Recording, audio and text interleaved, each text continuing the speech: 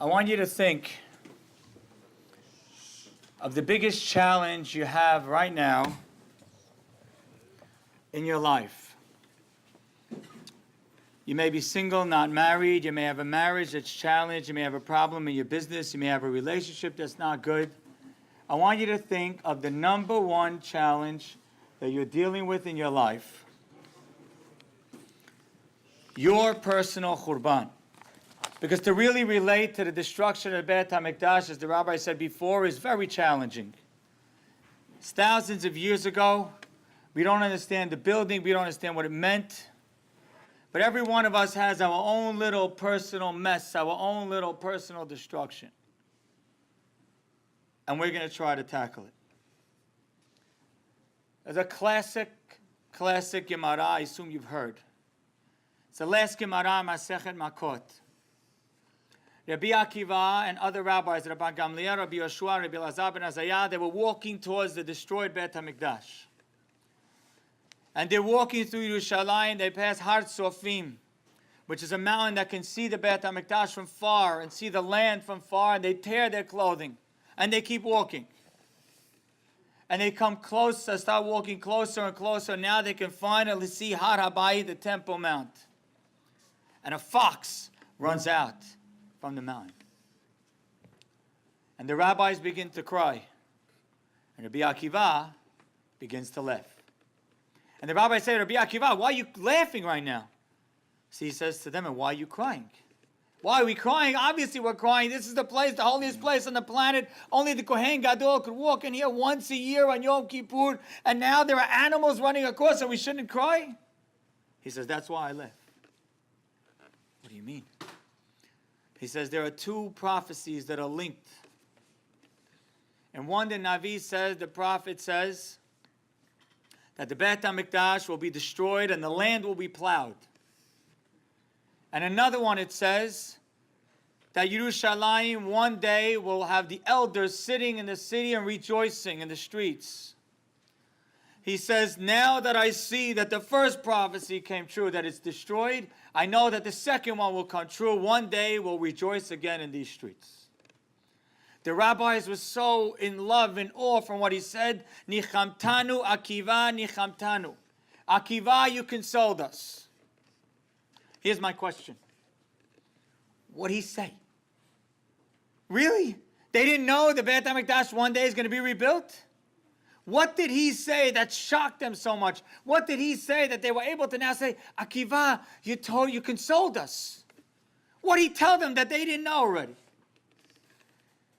And my second question is, even if he's right, one day the Beit HaMikdash will be rebuilt. But right now it's destroyed. Right now there's animals running on the land. Right now you should cry. When it's rebuilt, laugh. But now, why are you laughing? So I'm going to tell you the answer to this question. The answer to this question was shared to me not from Rashi or Tosafot or Havetz Chaim. There's actually someone in our community, there's something called Mike's Chicken. Mike's Chicken is a chicken. The chicken they make fried schnitzel. Guy's name is Mike. So I'm renting a house in Lakewood. I see Mike. How are you? Mike Labadie, how are you? How are you doing? He says, I make chicken. I said, fantastic. He says, and when I make the chicken, I listen to your classes. I listen to your shiurim. I said, thank you. I said, I hope it makes the chicken better. He says, and I have a thought to share with you. And he tells me this thought.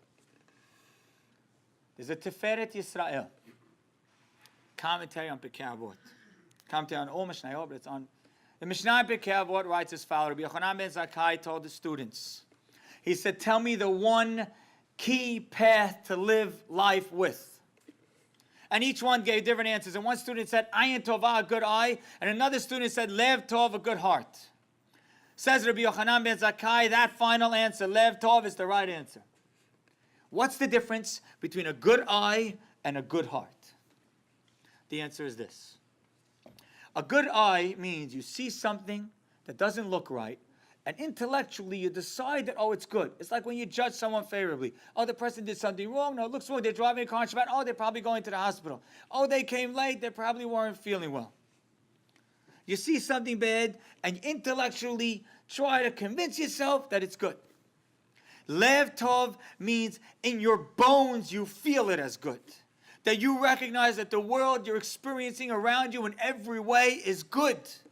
And you feel it and live it that way. To try to capture this, let me tell you 2 stories.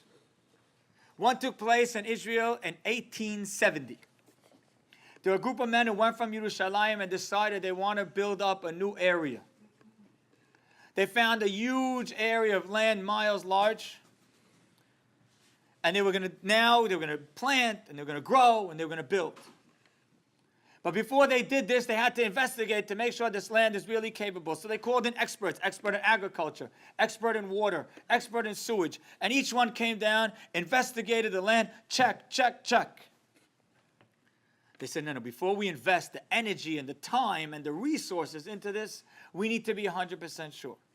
So they call in an expert, the top from France. He walks the land, investigates. He says, everything seems a check across. It seems good. He says, but before I confirm, let me do one more thing. And he goes on top of the mountain, and he stands there for an hour, 2, 3, 4 hours. After 4 hours, he comes down the mountain. He says, I wouldn't do it. They said, what do you mean? You said everything was good. He says, I'll tell you why. He says, yes, I investigated all the technicalities. But I wanted to see one last thing. This is a barren land. I have no idea if this land can succeed. I went on top of the mountain because I wanted to see if anything can live here. And I waited to see if any birds would fly atop this property, this area. And over 4 hours, not one bird flew by. A place where birds can't fly, man can't live. And so I say no. That night, the men got together, going to have to make a decision. One man raised his hand. Expert said, no, I'm out. I'm out. 3, I'm out. 4, I'm out. One man raised his hand. He says, I'm in. And we're going to do this. What do you mean we're going to do this? How are you going against the expert from France? The man knows this. This is his career. He studies this. He lives this. He says, I think the expert is right. He's right that on any property of land, if a bird can't fly, man can't live. But this isn't land. This is Eretz Yisrael. And Eretz Yisrael works different. And I think that I don't care about birds or bugs or anything you want. This land is going to thrive. And they built it.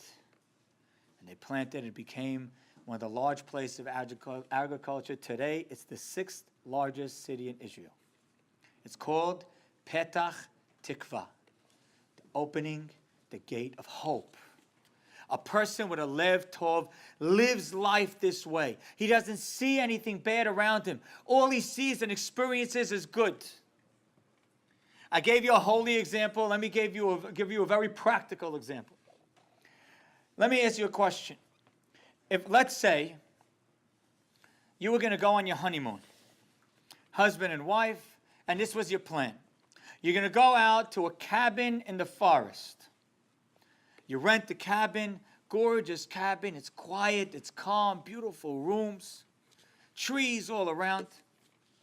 And all of a sudden, at 4 o'clock in the morning, you're sleeping, and a woodpecker starts pecking at your roof. Boom, boom, boom, boom, boom, boom. 4 o'clock, 5 o'clock, 6 o'clock, 3, for 4, 5, 6 hours. The next day, again, 4 a.m., the woodpecker comes and starts pecking and pecking and pecking and pecking at your room. And then the next day, and the next day, and the next day, and the next day. At the end of your week of vacation, how would you feel? If it was me, I'd throw up my hands and say, this was a total fail. This is a disaster. You come here for peace and quiet. Why do you go on vacation? To sleep. And there's this woodpecker who's banging my head the whole time. Disaster. Well, Walter and Grace Lance went on a vacation just like this. And on their way driving home, they invented Woody Woodpecker. Woody Woodpecker, I don't know if you know what this is one of the most famous cartoon characters in the history of this country. 30 years later, they would look back at their honeymoon as the moment that changed their life. Because they invented this concept that would eventually become one of the most lucrative business experiences. They'd make millions of dollars over the failed experience. Lev Tov means you feel it as good. Not just you convince yourself, you live it that way. Rabbi Akiva was known for this.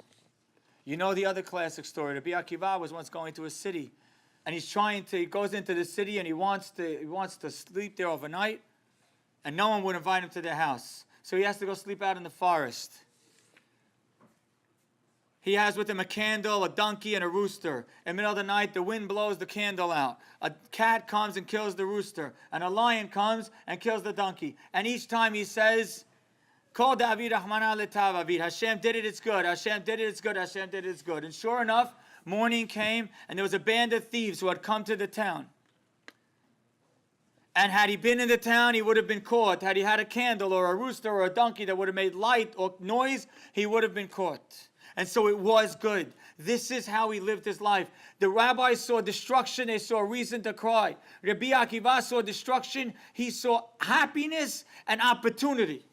He saw that this is a chance that we can build the Beit HaMikdash that's greater than the second. We can build, our nation can be greater. We can be more unified. We could have more Torah. We could have more growth. We can be better. So it's not one day good. Right now, he feels it as good. This is a lifestyle. It's not just a concept. Ayin Tov, Itovah is something you convince yourself. Lev Tov is a way to live. Let me give you another example. Let me ask you a question. Would you like to have a child who's like a child prodigy? One of those kids who are 2 years old, they can read anything. 4 years old, they know algebra. 6 years old, they chemistry. 8 years old, 10 years old, they can read 6 languages. Would you like to have one of those children? Would you like? Yes? I would have also liked to have one of those children. They did studies, and they found that kids like that never go on to change the world. Why not? I'll tell you why. Because they're so used to being smart, and they're so accustomed to they just keep going along with being smart, and they do everything. They don't take big risks. They don't try that hard. They just do smart, and they keep being smart. And they were never challenged. They never had a crisis. They never had a reason to try something great. As the study concludes, practice makes perfect, but it doesn't make new. Being challenged as a child is your advantage. It's your chance to experience something in a beautiful way. Let me give you more examples. You have children who have struggled in school, and you raise your hand and say, oh, this is the worst thing ever. My kid's struggling in school. What's going to be? He's not getting good grades. He's not doing well. Well, you know what? Maybe Hashem has great plans for him, and it doesn't include doing well in math. Maybe the fact that he doesn't do well will push him to do something else that's better. How about this? When someone, Has Shalom, gets divorced, terrible thing. It is a terrible thing. But after a week or a month of you realizing it's a terrible thing, one day it's time to wake up and say, this can be great. Maybe Hashem wants me to I just learned about marriage, I learned about myself, I learned about women, I learned about men, I learned about rabbis, I learned about the community. I learned about people, I learned about human nature. I have new opportunities, I'm going to build something in the future that's going to be greater and better. Or let's say someone's marriage isn't good. They're still married, but it's not good. And they say, oh, this is terrible. No, it's not. This is your chance. Because if your marriage is pretty good, you'll keep on going on. But if your marriage isn't good, you'll force yourself to do something about it. And you'll get advice, and you'll learn, and you'll change, and you'll grow, and you'll get therapy, and you'll become a different person. I'm very close to someone who recently lost their job, and they're happy. So what are you happy about? Here's why I'm happy. Because as long as I was in my job, I'm stuck with this salary, this is what it's going to be, this is what it is.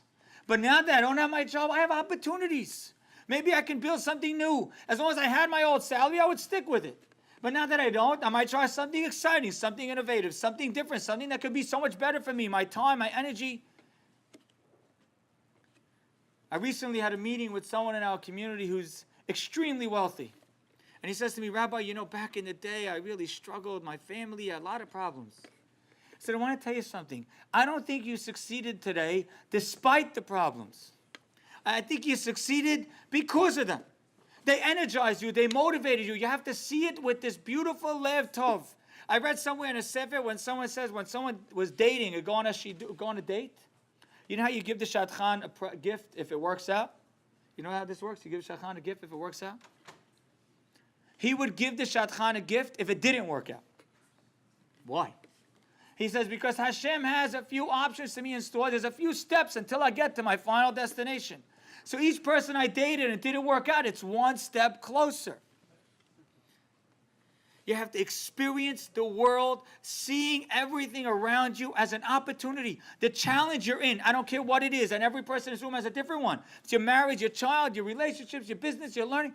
This is a chance to be something great. Rabbi Akiva took this midah to the ultimate degree on the last day of his life.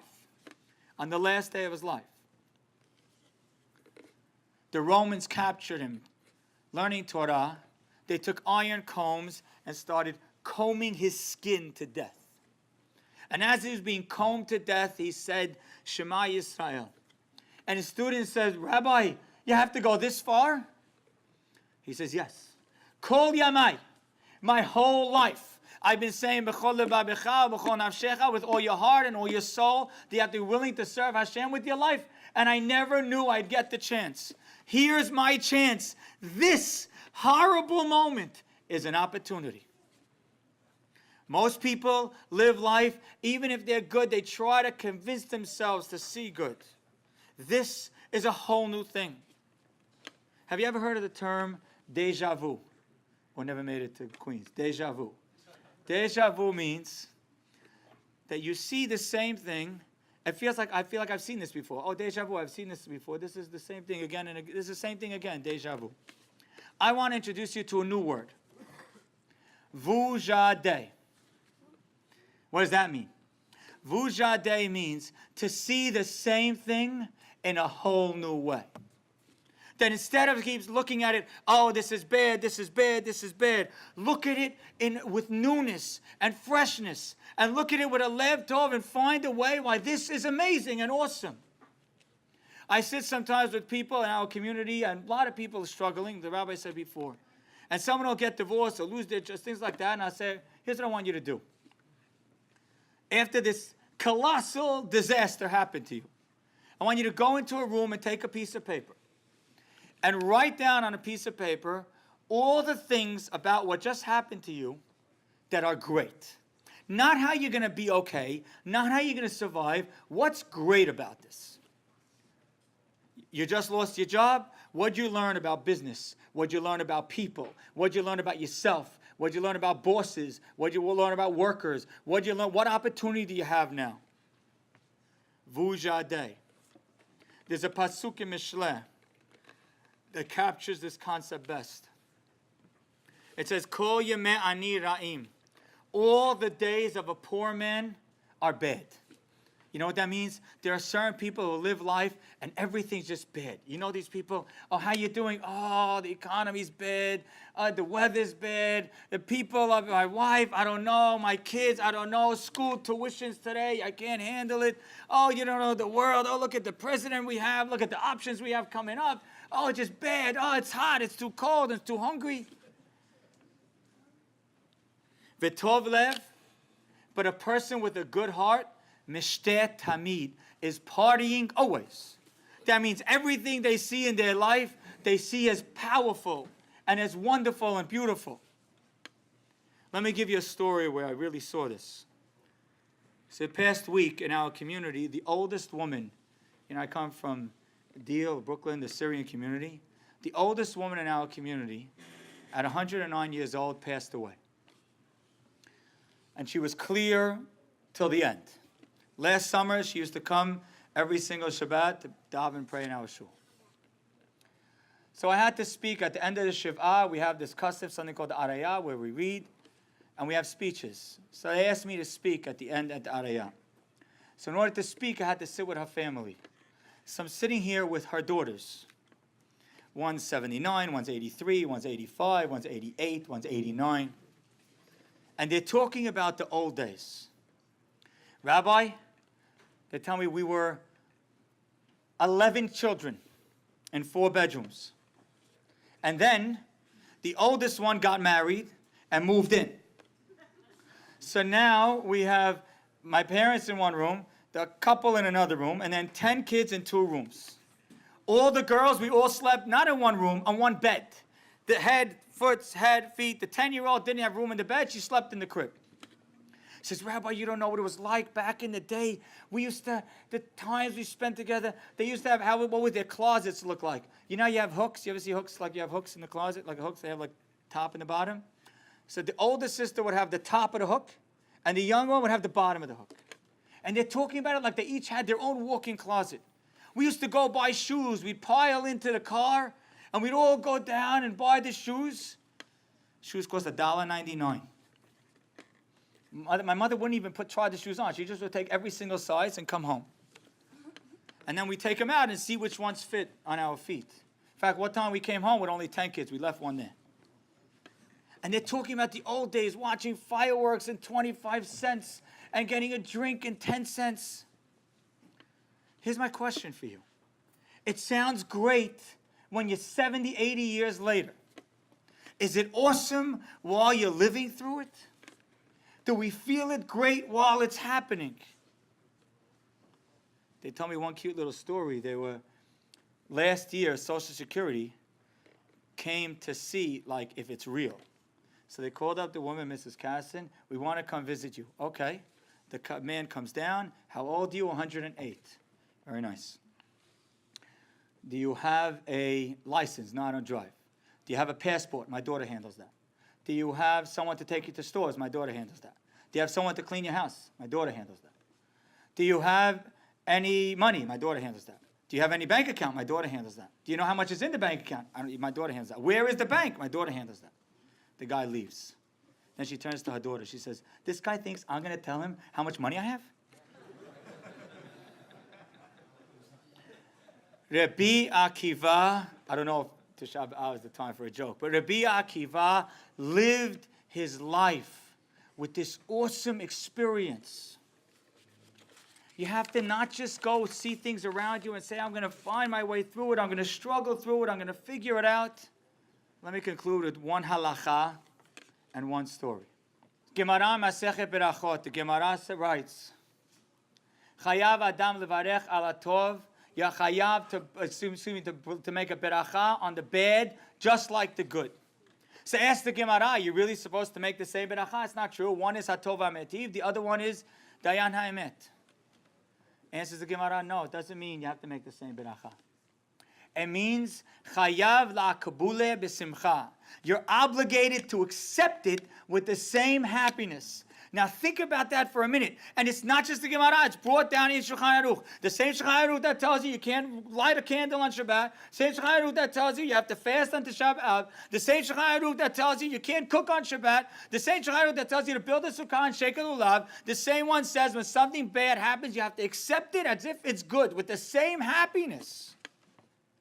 Not for Rambam and Rabbi Akiva, or great Kiddur Ali, Rabbi Chaim Kanievsky, for me and you. That we have to be able to experience life in this positive way. It's not the easiest thing to do, because most of us at best have ayin tovah. We have to find a way to look at it again with a lev tov, to see it with this powerful, beautiful heart, to see everything that you're experiencing in the world around you, that Rabbi Akiva could see destruction and laugh. Let me conclude with this last message, this same happened to me a few weeks ago. I'm renting a house in Lakewood in the summer. So, the landlord comes to pick up rent a few weeks ago. And he says, I just want to tell you something. A friend of mine is working in a yeshiva, a little bit of a modern yeshiva, and he's struggling with something. He's a Rebbe there, and he's struggling with something. I said, what's the struggle? He says, one of the boys is having problems. I said, what do you mean? He says, all his friends are wealthy. So all his friends, like, they just spend money. And this boy really has nothing. His father can't even give him a few dollars a month. And he doesn't know what to do about it. It's really bothering him. It's really tormenting him. What do you think? You work with boys. I work with teenagers. So what's your advice? I said, here's my little thought. Tell him this. Tell him that it's nice to grow up easy.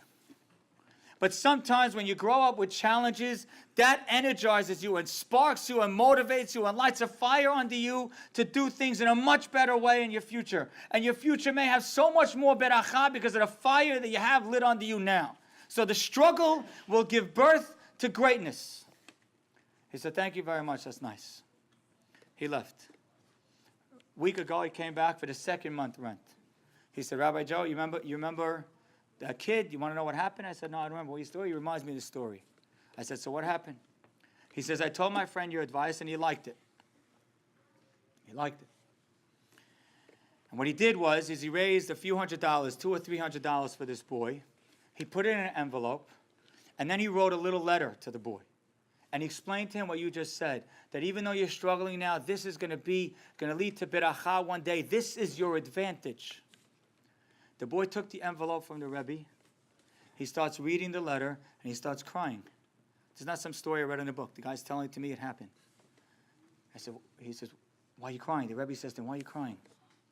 He says, I'll tell you why. He says, because for months I was praying for this to change. For months I was praying for Hashem's help. And a few months ago, I stopped. I gave up. I said, it's over. It's not happening. And yesterday, I started praying again. And today, you're giving me this envelope. Hashem is good. Hashem's going to be with me. Ladies and gentlemen, every one of us can't fully feel the real destruction of Beit HaMikdash, but every one of us feels our own little mini destruction. And if we could see it the way Rabbi Akiva did, when he saw destruction, when he had a bad night, or even when they're combing his body at the end of his life, he can see it and experience it with a lev tov, where all he sees around him is purely good.